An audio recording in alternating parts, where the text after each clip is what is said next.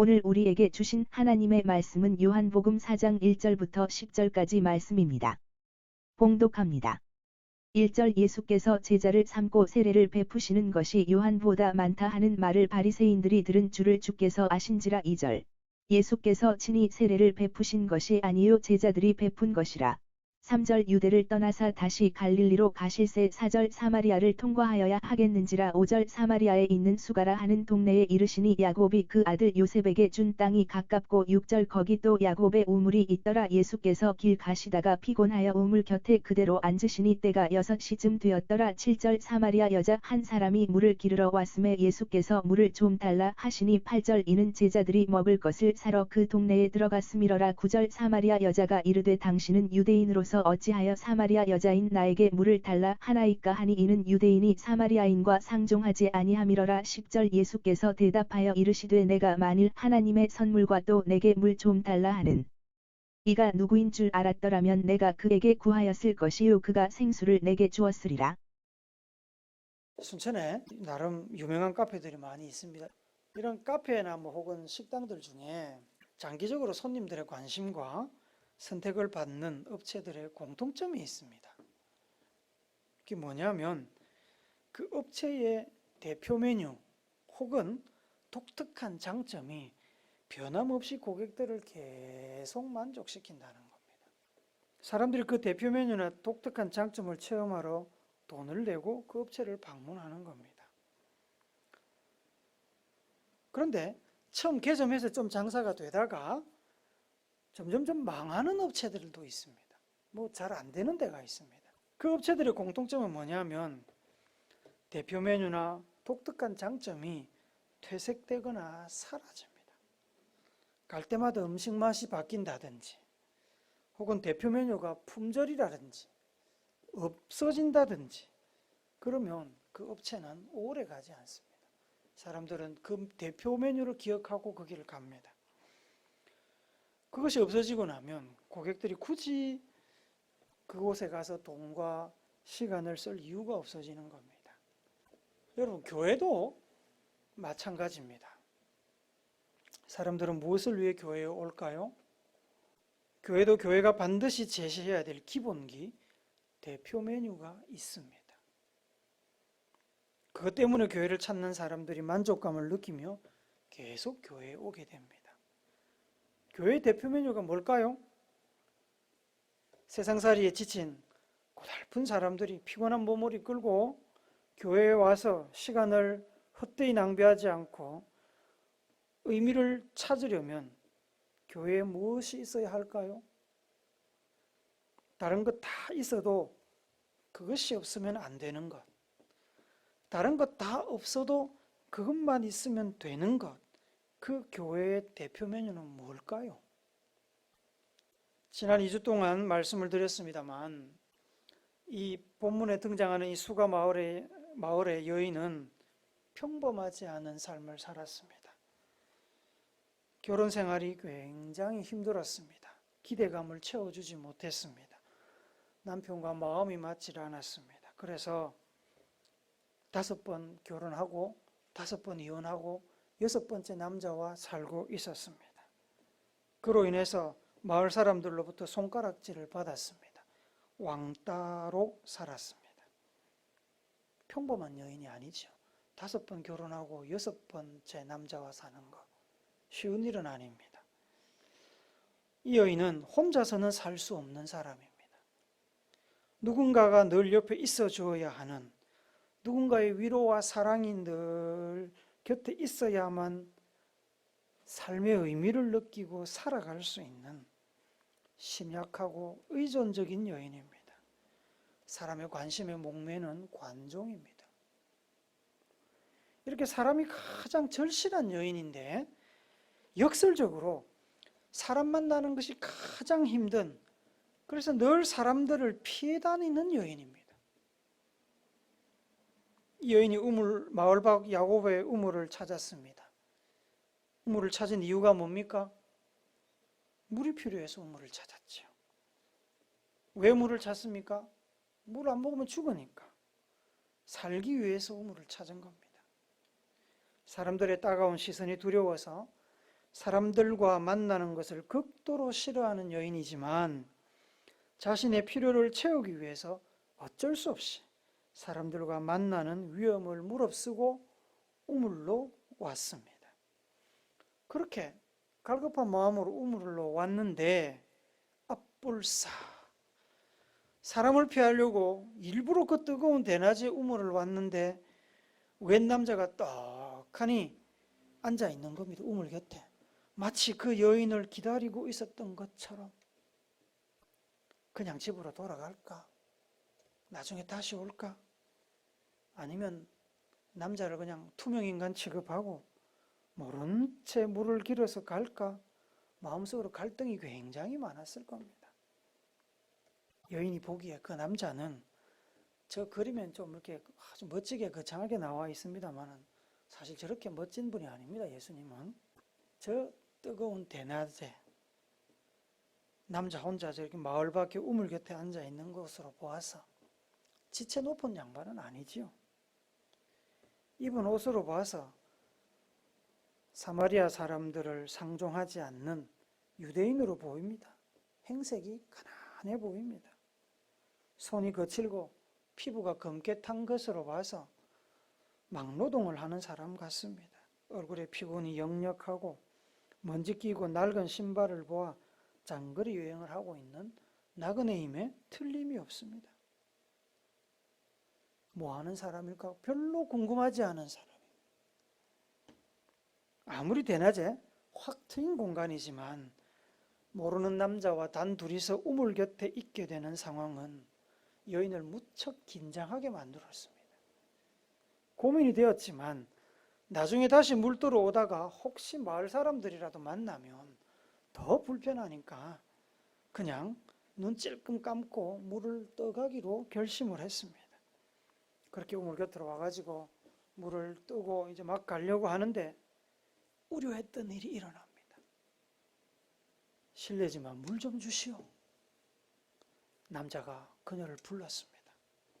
심장이 철커덕 내려앉았겠죠. 이렇게 시작된 두 사람의 대화는 점점 주제가 깊어지고 여인은 충격적인 이야기를 듣게 됩니다. 요한복음 4장 25절 26절 말씀 우리 같이 읽읍시다. 같이 읽읍시다. 시작. 여자가 이르되 메시아 곧 그리스도라는 이가 오실 줄을 내가 아노니 그가 오시면 모든 것을 우리에게 알려주시리이다. 예수께서 이르시되 내가 말하는 내가 그라 하시니라. 여자는 자기 귀를 의심을 했습니다. 손가락으로 이렇게 귀를 파고 다시 물어보고 싶을 만큼 순간 앞에 앉아있는 남자의 말은 충격적이었습니다. 그러나 분명 앞에 있던 이 유대 남자는 자기가 메시아라고 그리스도라고 말했습니다. 메시아라고? 자기가? 여인은 속으로 반문을 했을 겁니다. 따져 물어보고 싶었지만 거부할 수 없는 그 남자의 권위 있는 말 앞에 물어볼 수가 없었습니다. 우리나라에도 자칭 메시아, 구세주라고 주장하는 사람들, 자기가 하나님이라고 주장하는 사람, 자기가 하나님의 아버지라고 하는 사람, 어머니라고 하는 사람 여럿 있습니다. 여럿 있습니다. 예수님 당시에도 스스로를 이스라엘을 구원할 구세주라고 하는 사람들이 많이 있었습니다. 유대 당국에 걸리면 체포되어서 신성모독죄로 사형감이었지만 그래도 끊이지 않고 그런 사람들이 나왔습니다. 그런 사람들은 시대를 불문하고 나왔습니다. 예수님의 명성이 점점 올라가자 유대 당국, 유대 종교 지도자들은 예수님을 그런 사람 중에 한 명으로 의심하기 시작합니다. 얼마 전에도 세례 요한이 있었잖아요. 세례 요한이 있어가지고 그 사람 때문에 골치가 아팠는데 또 한 사람이 나타난 겁니다.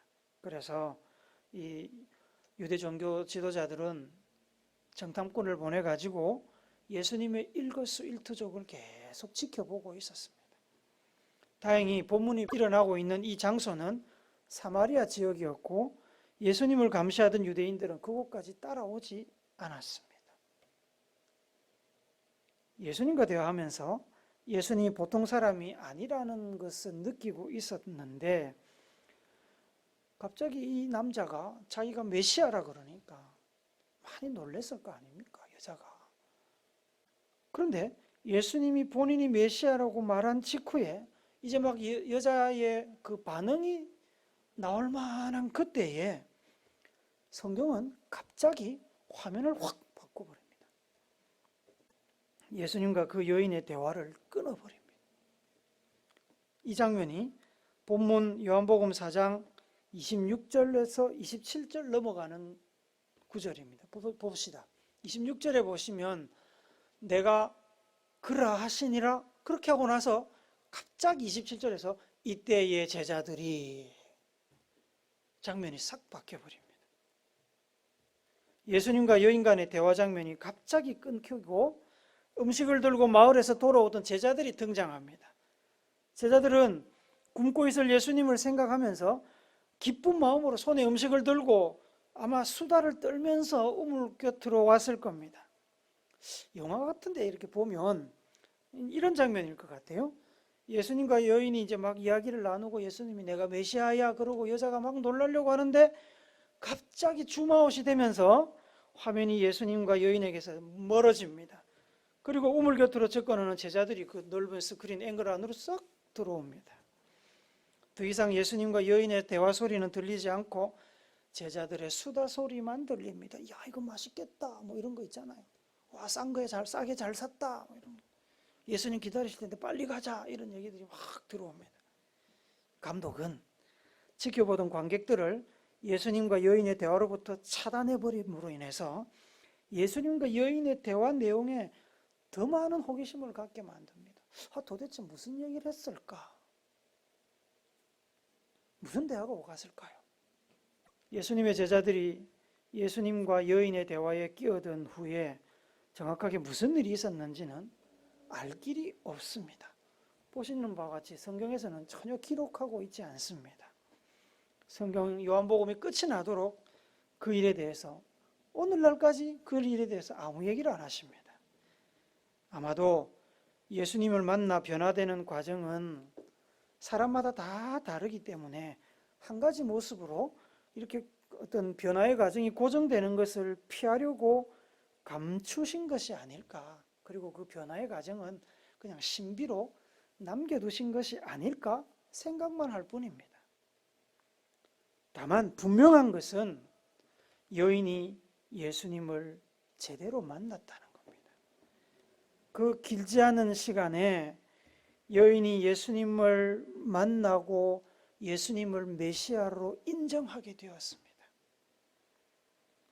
그냥 인정한 것이 아니라 확신하게 되었고 그 마음이 막 흥분의 도가니로 변했습니다.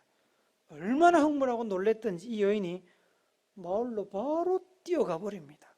요한복음 4장 28절 29절 우리 같이 봅시다. 시작.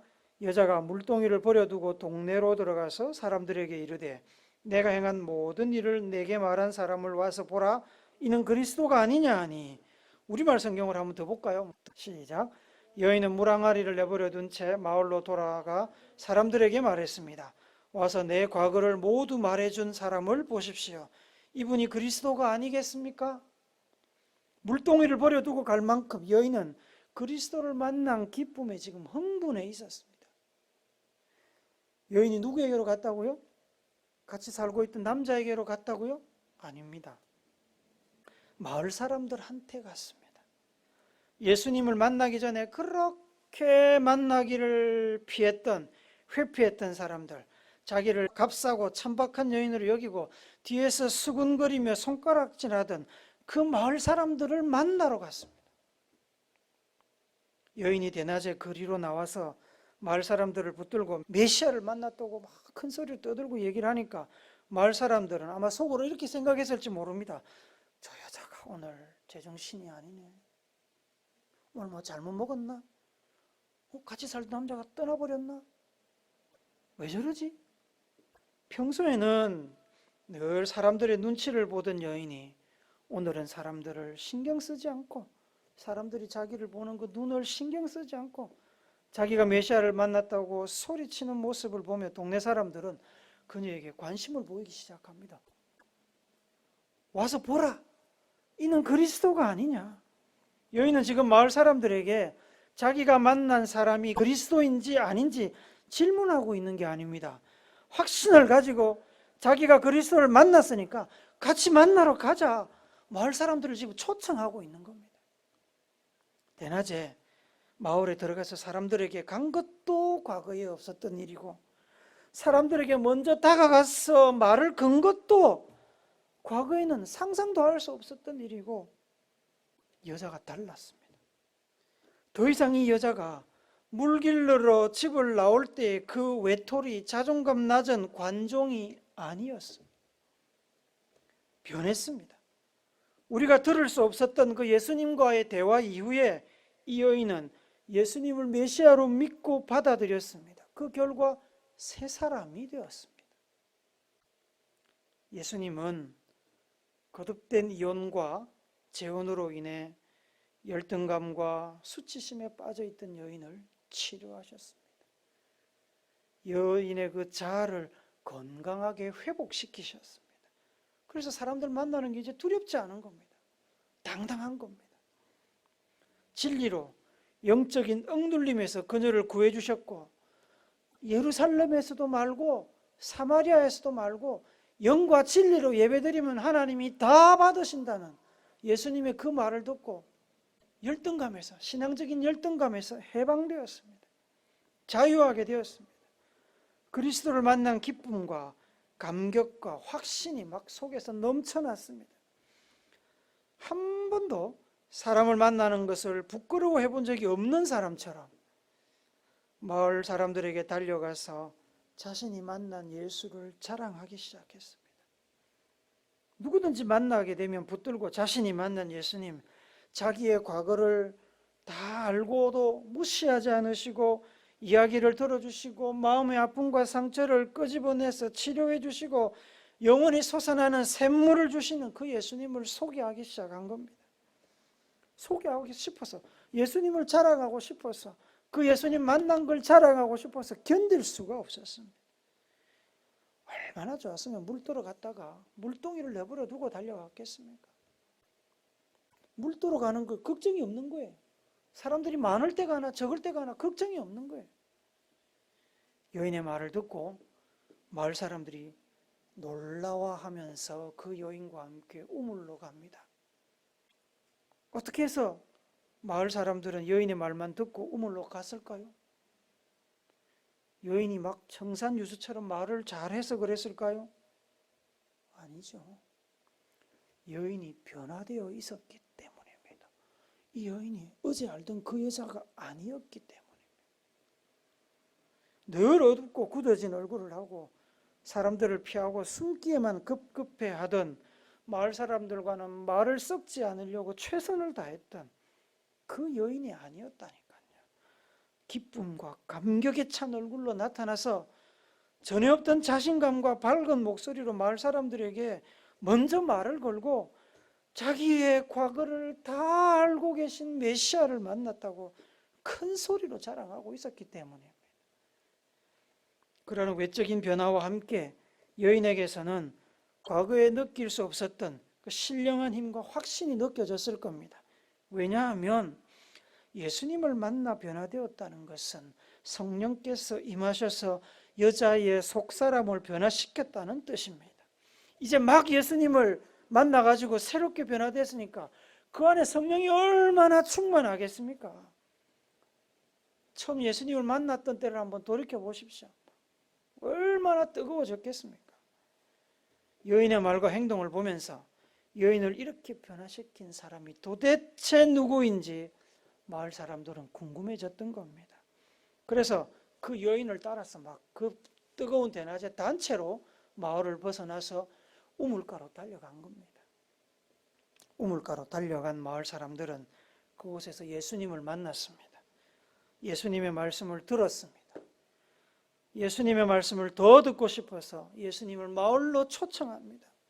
그로부터 2박 3일 동안 예수님께서는 그 수감 마을에서 말씀 사경회를 인도하셨습니다. 말씀의 주인이자 말씀 자체이신 예수님께서 말씀을 직접 강론하셨으니까 얼마나 은혜가 됐겠습니까? 전례대로라면 예수님께서는 제자들과 함께 그곳에서 세례도 베푸셨을 겁니다. 나와 있지 않지만 요한복음 4장 40절부터 42절 같이 읽습니다. 시작. 사마리아인들이 예수께 와서 자기들과 함께 유하시기를 청하니 거기서 이틀을 유하심에 예수의 말씀으로 말미암아 믿는 자가 더욱 많아 그 여자에게 말하되 이제 우리가 믿는 것은 내 말로 인함이 아니니 이는 우리가 친히 듣고 그가 참으로 세상의 구세주인 줄 알미라 하였더라. 무슨 말입니까? 이제 그 여자 때문에 예수를 믿는 게 아니라 직접 내가 예수를 만나고 경험하고 그 은혜를 체험해서 이제 내가 자발적으로 내 의지로 예수를 믿는다. 마을 사람들이 그렇게 얘기한 겁니다. 예수님을 만난 그 여인의 증거로 온 마을 사람들이 예수를 직접 만났고 영접하는 구원의 역사가 일어났습니다. 이 수가 마을 여인의 이야기는 바로 교회에서 지금도 일어나고 있고 앞으로도 일어날 거고 또 반드시 일어나야 하는 사건 중에 가장 중요한 사건입니다. 교회에서는 예수님을 만나는 일이 일어나야 됩니다. 예수님을 만난 사람들이 삶이 변화되고 새롭게 되는 일이 일어나야 됩니다. 그리고 인생을 변화시켜 주신 예수님을 만난 감격과 기쁨으로 예수님을 모르는 사람들에게 예수님을 만난 일을 소개하고 자랑하는 일이 전도라 그러지요. 증거라 그러지요. 그 일이 일어나야 됩니다. 예수님을 만나 구세주이심을 깨달은 그 감격과 기쁨이 내면에서부터 터져 나오면 예수님을 자랑하지 않고는 견딜 수가 없는 겁니다. 친구, 동료, 가족, 이웃들에게 예수님을 소개하고 있습니다. 교회를 찾는 사람들이 있습니까? 야, 우리 교회 예수님 만나는 역사가 일어난다. 자랑하게 되는 겁니다. 사람들이 예수님을 만날 수 있도록 소개하고 자랑하고 그들이 예수님을 만나도록 돕는 공동체가 교회입니다. 그게 교회입니다. 화려한 광고, 미사여구 가득한 설교 등록하면 주는 선물, 과도한 친절 아니어도 됩니다. 여러분 안에 수가마을 여인처럼 예수님을 만난 기쁨이 넘치면, 우리 안에 그 기쁨이 넘치면 여러분의 얼굴에, 말투에, 행동에 예수 그리스도를 만난 기쁨과 감격과 은혜와 영감이 흘러나오게 되어 있습니다. 그게 전도죠. 그게 증거라 그러는 겁니다. 이러한 증거가 일어나는 곳이 교회이어야 합니다. 이것 없으면 교회는 안고 빠진 찐빵입니다. 맛없이 비싸기만 한 커피숍입니다. 기름 없는 자동차, 상영할 영화가 없는 극장. 이 일을 누가 하십니까? 이런 변화, 이러한 기쁨과 감격을 누가 주십니까? 성령이 주십니다. 성령이. 사람 살리고 감동을 주고 변화시키는 일, 성령이 하시는 일입니다.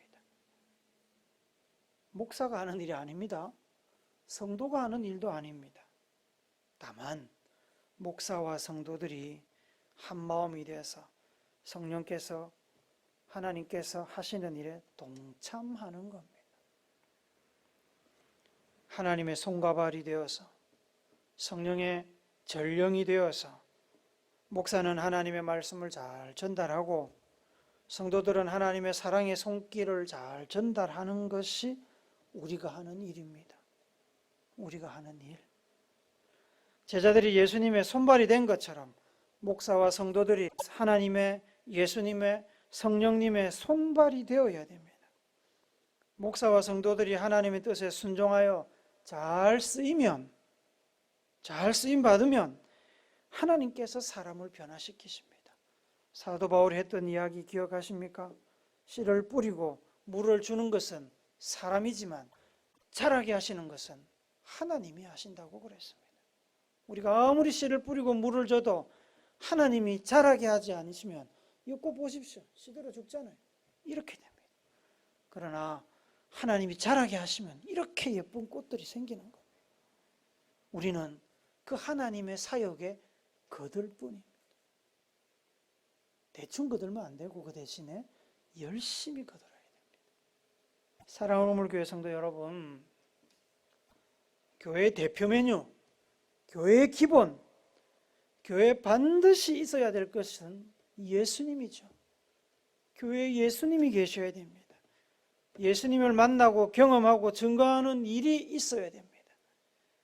수가마을에 사연 많은 여인이 우물가에서 예수님을 만나 인생이 바뀌고 예수님을 증거하는 증인이 된 것처럼 교회가 건강하게 성장하며 하나님의 뜻을 이루는 교회가 되려면 성도들이 교회에 와서 예수님을 만나고 경험하고 증거하는 일이 일어나야 됩니다. 그 일을 위해서 하나님께서는 목사를 세우시고 믿는 자들을 세워서 동력하게 하십니다.